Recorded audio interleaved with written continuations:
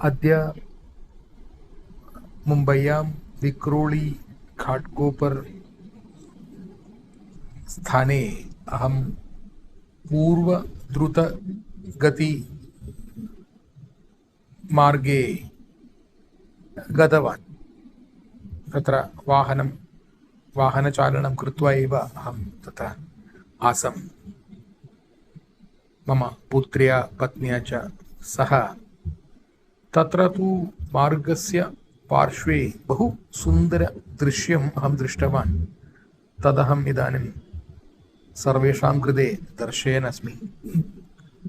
Pink ट्रम्पेट् इति एकः वृक्षः अस्ति।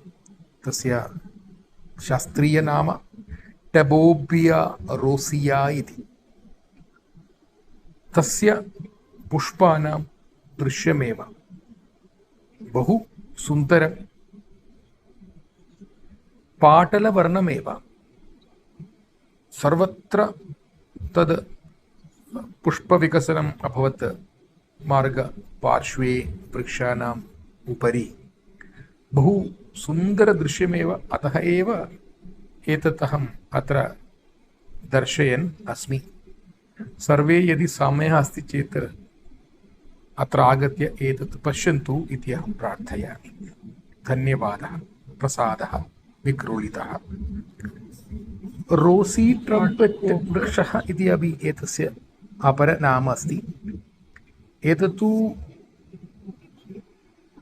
Costa Rica, central America, south America एतस्मिन् स्थाने एव एतस्य मूलस्थानम् इति अहं कुत्रचित् पठितवान्।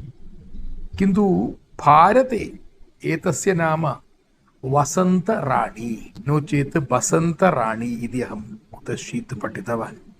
एतत् पठित्वा महान् आनन्दः जातः। चेरी ब्लासम् इति अपि मुम्बय्याम् इति जनाः वदन्ति। तस्य शुद्धनाम नास्ति। अहं पूर्वम् उक्तवान् एव। तबूबिया रोसिया, नो चेत् रोसी ट्रम्पेट् ट्री इति वदन्ति। किन्तु वसन्तराणी तु बहु सम्यक् एव।